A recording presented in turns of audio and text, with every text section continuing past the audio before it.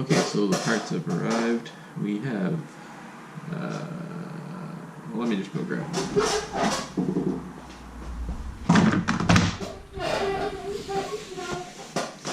So, he supplied me with a Malossi cast iron cylinder kit,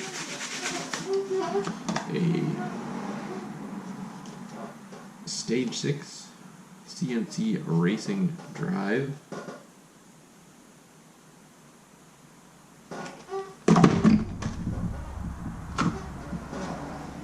and a new set of reeds, Stage 6 bearings, and also not shown is crank and bearings there in the freezer.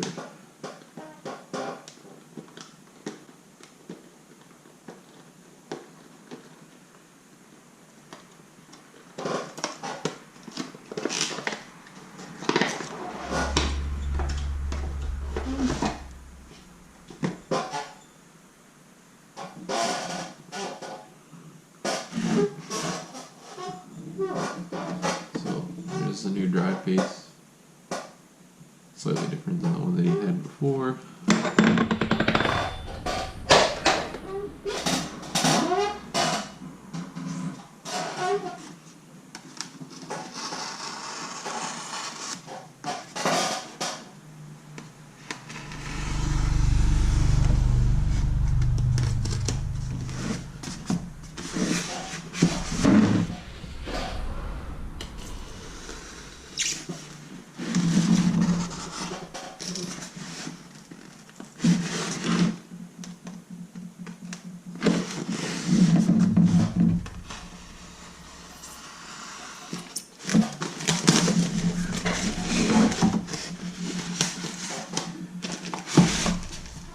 There's our new Malossi kit.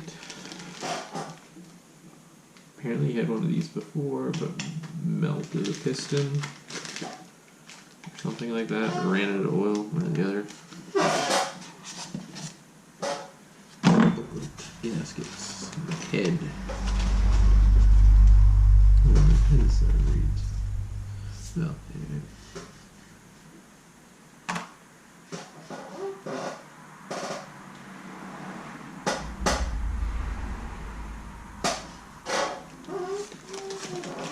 So yeah, I guess to begin this off to the side. I'm going to start with the heat gun and warm the cases up. There's your typical heat gun. I bought this one for like $5 off a guy, used. Yeah, all you want to do is warm up the cases around where the bearing's going to go in. You put the bearing in the freezer, and yeah, slam the two of them together.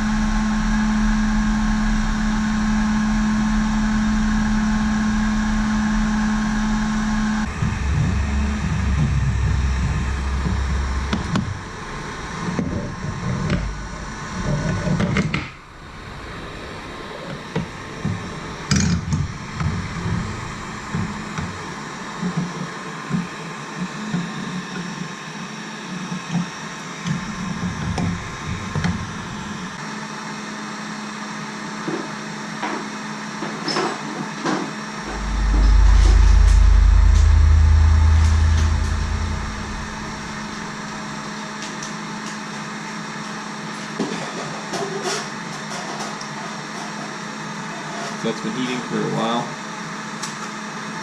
You're going to grab your freezer bearings. If you put them in straight, it should fall right in, and if not, sometimes you got to give them a press.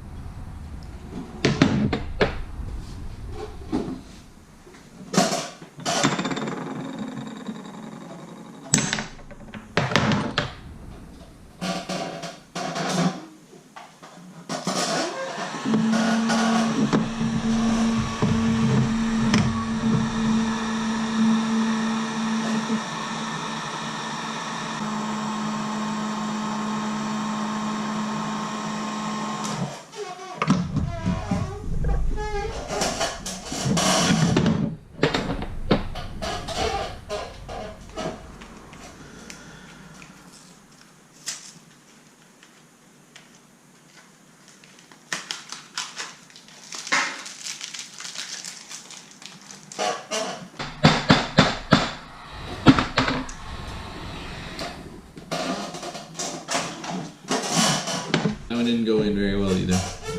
So I just took it over to the arbor press there. The other one slid in most of the way, and I was able to just tap it in with the wooden end of the hammer.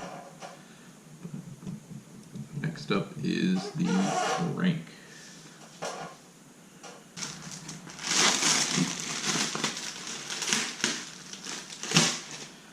Fresh out of the freezer.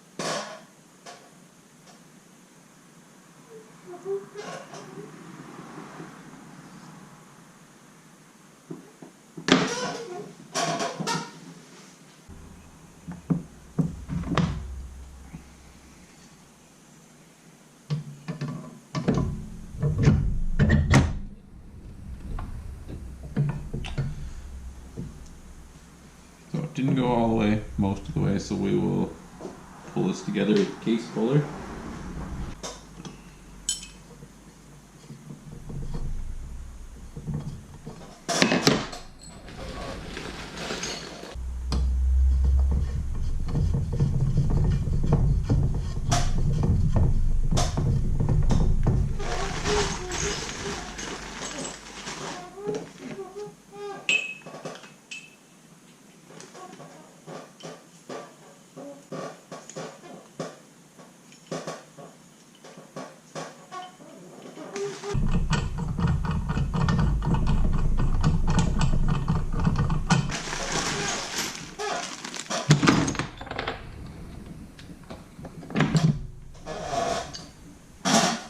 So this method pushes the case down and you're not trying to bend the crank. Some guys will try and jam all the bolts in to pull it together, but when you do that you bend the crank in half.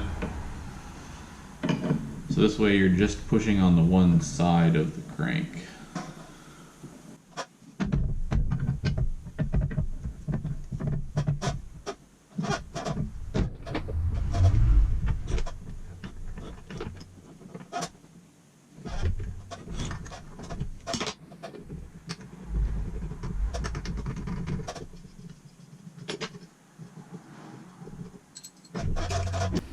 So there you go, case halves together. The other thing you don't want to do is bang on the crank to try and get the case halves together.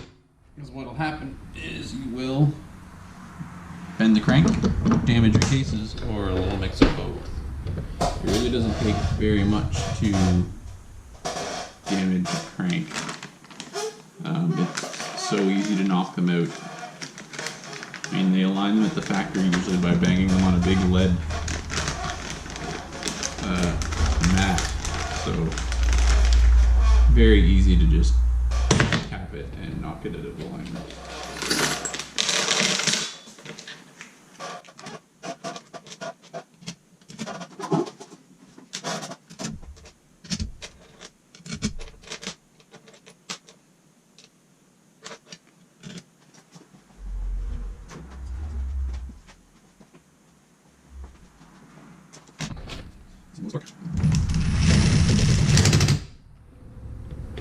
Gotta go cross patch.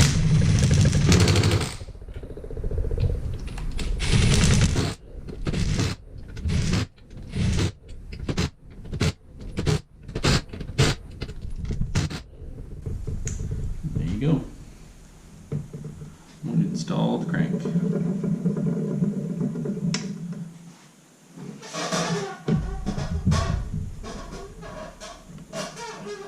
Make sure you got a little bit of seepage of your 3-bond pushing out. And next up is to install your seals.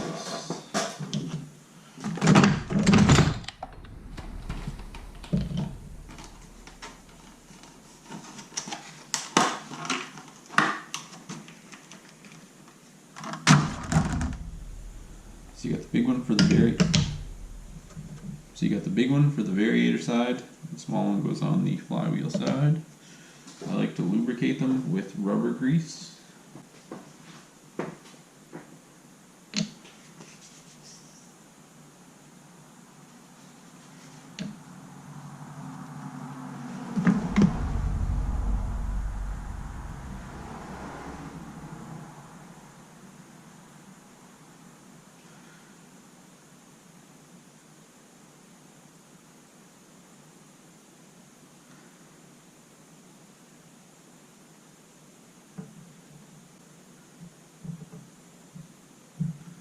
You kind of want to rock it over the lips. You don't want to just continually push, but if you just give it a light rock your fingers around,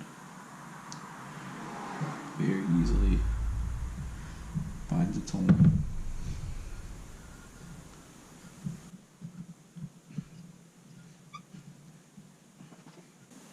And then you can put the retainer in.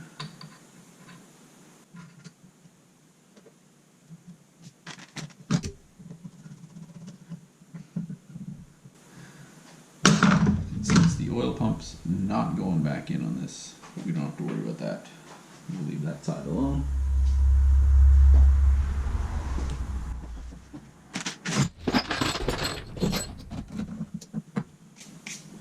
Okay, so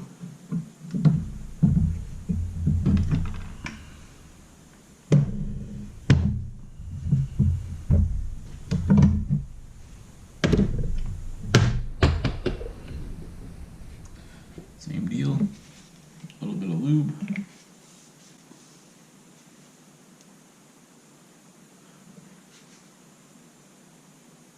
Also helps keep the seal from tearing on first startup. I have actually had seals shred themselves after like running something for like 2 seconds, even though they installed fine.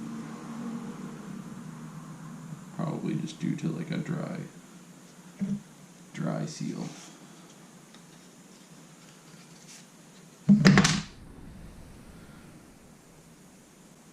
So same bit here.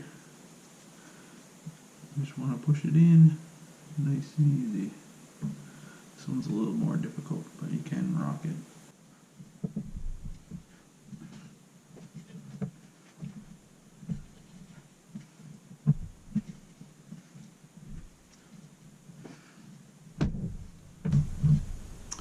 That one's almost all the way in, but you're just going to have to tap it a little bit just to kind of seat it.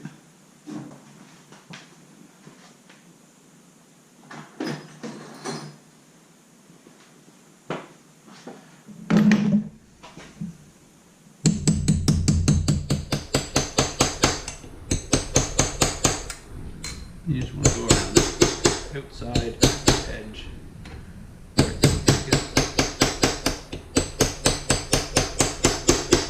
You want to make sure that that second outer seal lip is on the shaft.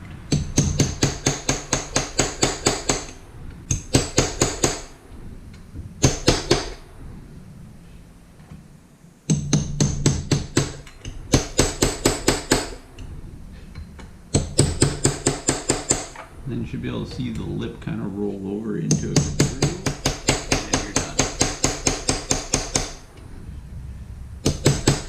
On these Minarellis anyway, there's like a little groove that the seal has that the lip kind of rolls into, and that's when you want to stop.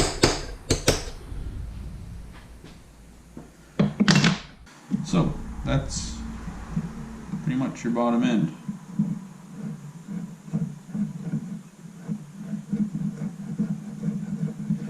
Next up, we can throw on the cylinder.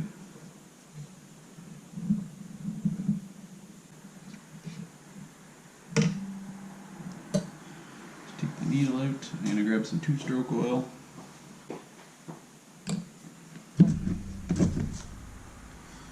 I like to just pour a little in a cap.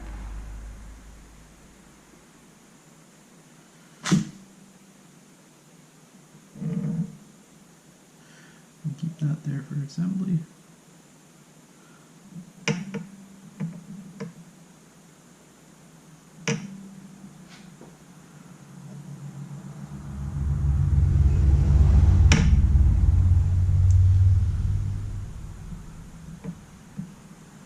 Try and drip feed a little bit onto your bearings. Do that from the top and flip it over too. So when you first start up in kicks and stuff, you have a little bit of lubrication on there. Put your needle cage in there so that it's open. So we'll start with ringing up.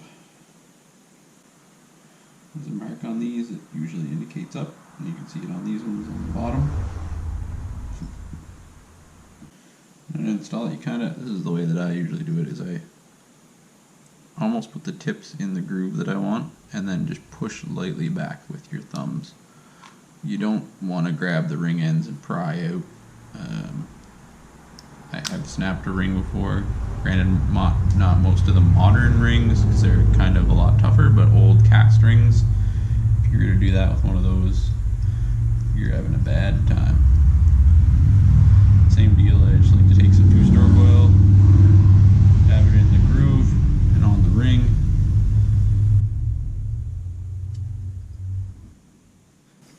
Again, same deal, to find your pin where you're going to start it. And just take your thumbs and kind of roll them out over the top very gently. If it gets hung up or feels too tight, just stop and kind of reassess. And then just make sure that you're starting in the grooves there, and just keep rolling your thumbs over the back. Eventually it should kind of, and sometimes you may have to just go to one side. This top ring's being a little stubborn. There we go. And same deal.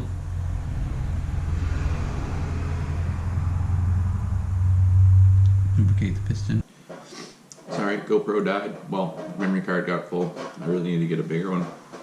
So that's why new shirt, different hat. Also a different day. So, where we left off, put the rings on. Time to install the piston. So the exhaust on these goes down towards the kickstand here. And on the top, you have an arrow. Shows you which direction you want to go. So that always points at the exhaust.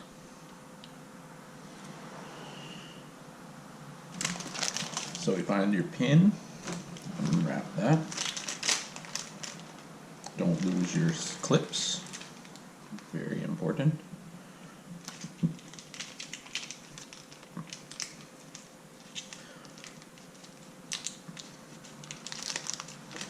Now what I like to do for ease of use is install one clip in the piston.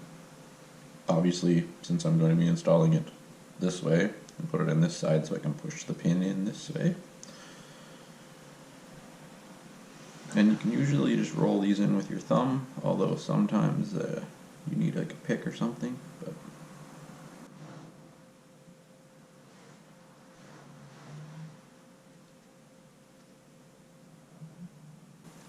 so yeah, you just push it in with your, well, I can push it in with my nail. And then you want to make sure it snaps into the groove.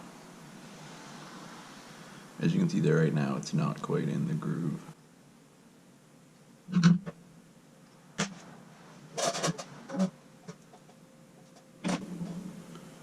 going to use the edge of an Allen key to kind of push it in. Yeah, and it clicked in, I heard it. So another thing I've noticed is you don't want to scratch the bore on the inside. That's where the piston pin kind of floats, the wrist pin.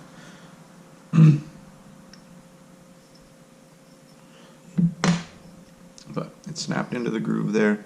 Just got to get a pick. You usually want to roll it so that your gap is either at 6 or 12. It's really important, especially with ones that like G clips or the other style that have the 2 hooks that come in. Sure, I got my picks, but yeah, they say that the weight of the pin sticking out like that and constantly going up and down will either break the edge of the clip off or can make the clip fail entirely. Whereas if you put it upright, it has less tendency to like vibrate this way. It's harder for it because it's sticking up like this.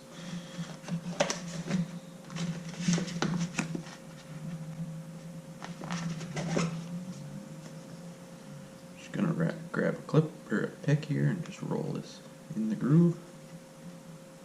There, so now the groove is at the bottom here, or the gap in the ring clip. So now we can install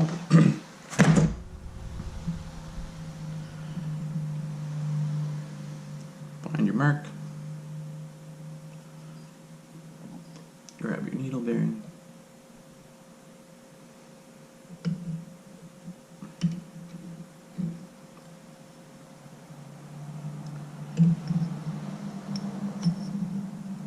set it in its home. Grab your pin, put a little oil on it too.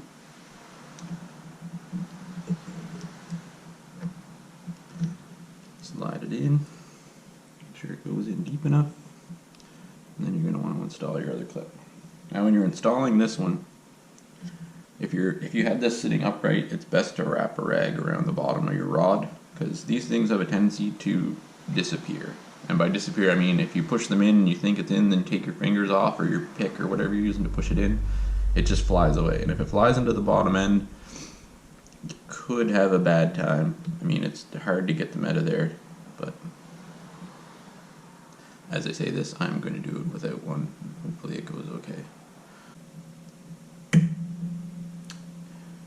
These in.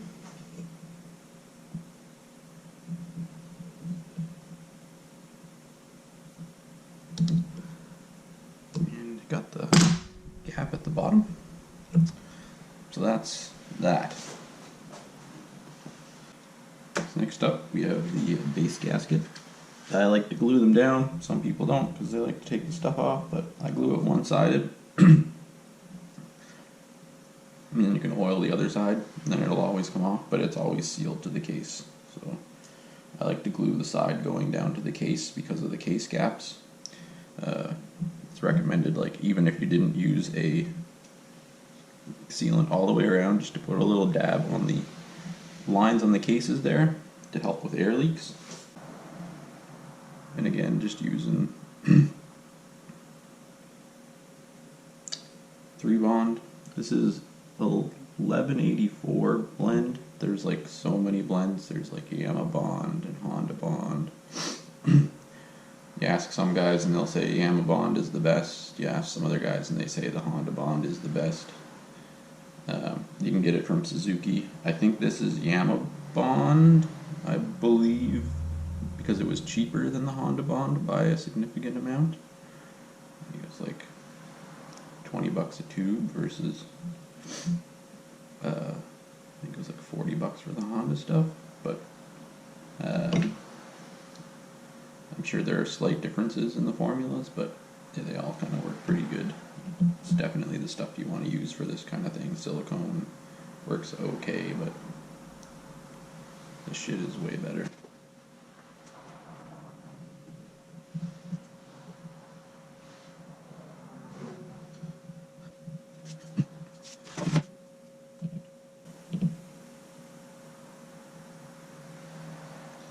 So because this is kind of like a set it and forget it type build, I am going to glue both sides just because I don't want it to leak at the base gasket for this guy, Mike. So installing cylinder, kind of did a quick inspection, made sure there's no like crazy rough edges. I mean, definitely could chamfer the ports, but it will work.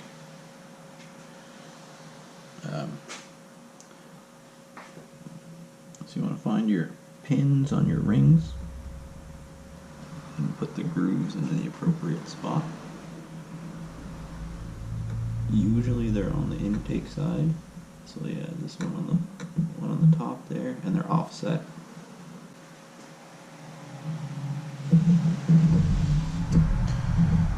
And you squeeze the sides of the rings in once they're in the grooves and push your cylinder down. And voila.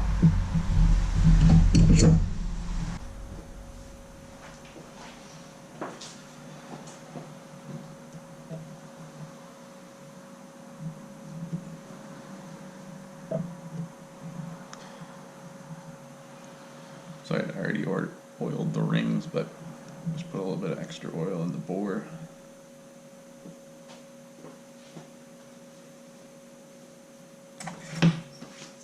These Malossi kits come with a sweet head gasket O-ring setup.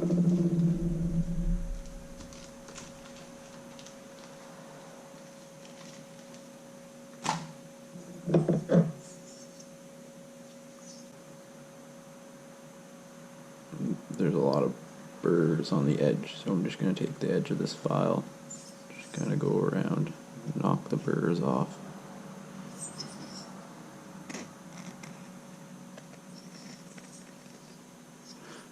I'm not trying to scratch the bottom either, just kind of holding it up high enough that I can go around.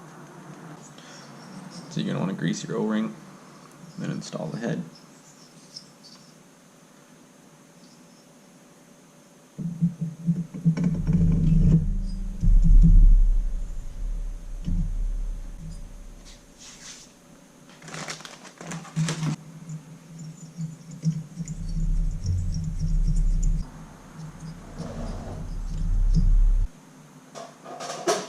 And I'm using this, but I have it on the lowest torque setting, which I know is 14 foot-pounds, so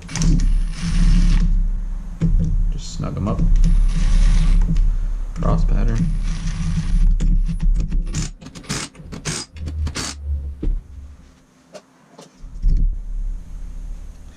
And there you go. Now I'll just throw a spark plug in there to keep the shmoo out. It's just a HS plug, but I think these actually require an ES. And next I think I'll install the reed valve and the intake. So replacing the reeds, if you look there, these look like they're probably the wrong reeds, and also they're all feathered out at the ends, so not good.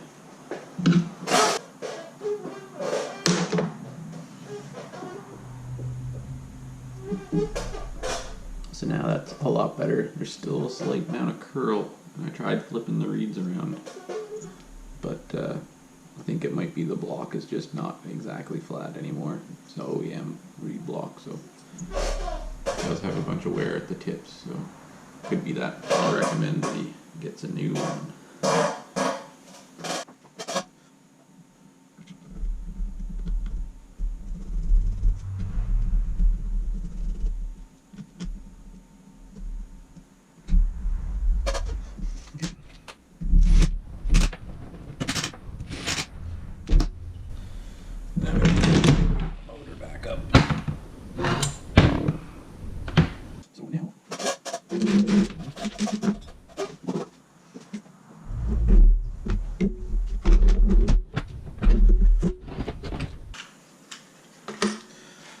So since we deleted the electric starter, got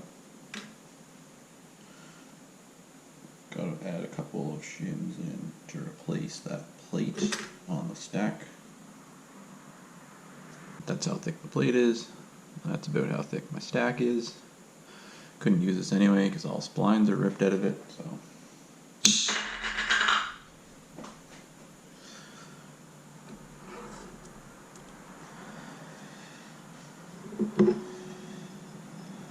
And the variator goes together, making sure you got the sliders back on. It's got some tuning rollers in there right now. Let's see what that feels like.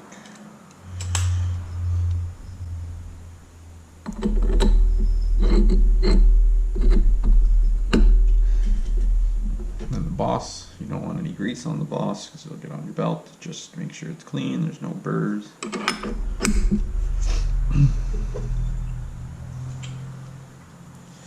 And then the new drive face, which I think we're going to need a shim stack for in there, or at least you usually do.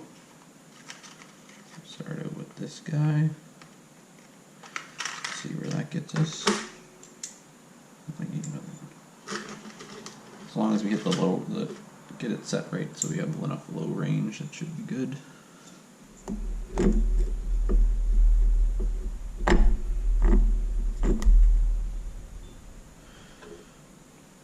And then our locking key for the new drive face.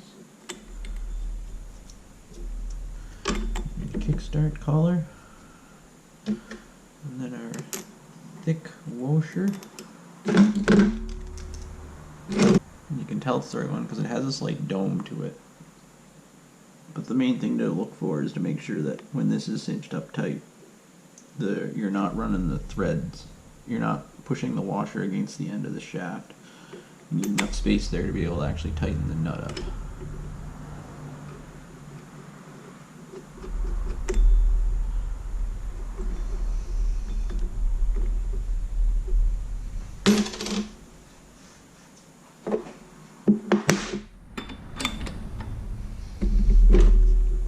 This guy. I'll give her a pretty good wrap.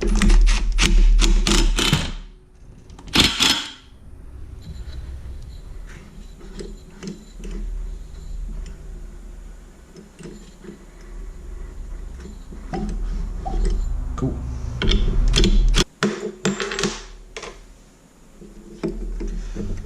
Variator fell apart in the back. All the rollers popped out. Try this again. You already had a new belt, so we'll just slam this on there. Installation trick. Take the thing, hang it down, pull up on one side. It'll pull the belt into the sheaths and separate the sheaths. Make it easier to put the belt on.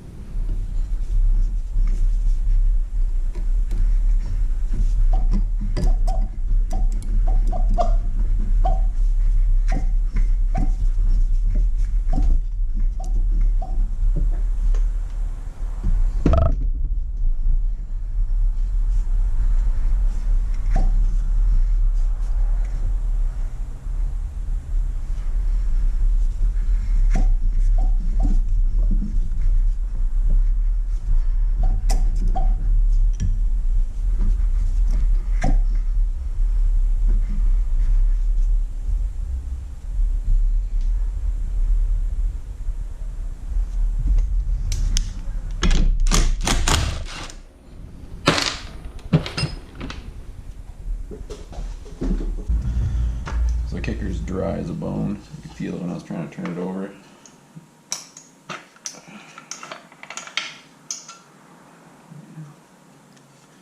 Clean that up. It's not too bad. It's pretty free. It's just the gear. So you want to put like a little bit of, I like this stuff. It's synthetic brake grease. Works good for this.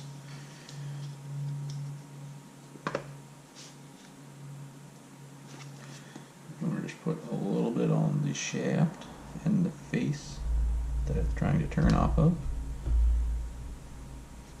Then you want to get a little bit in this groove as well so that the spring turns easier.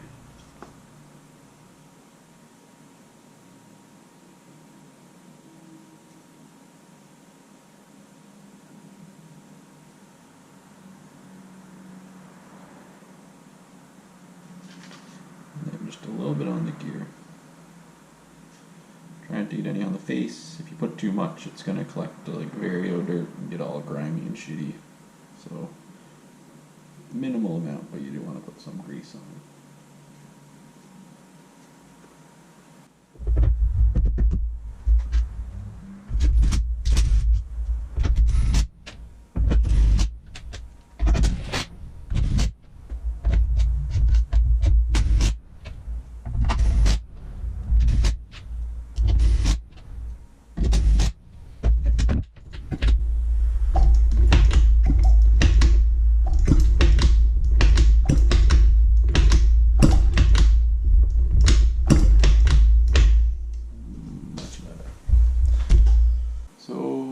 tested, assembled.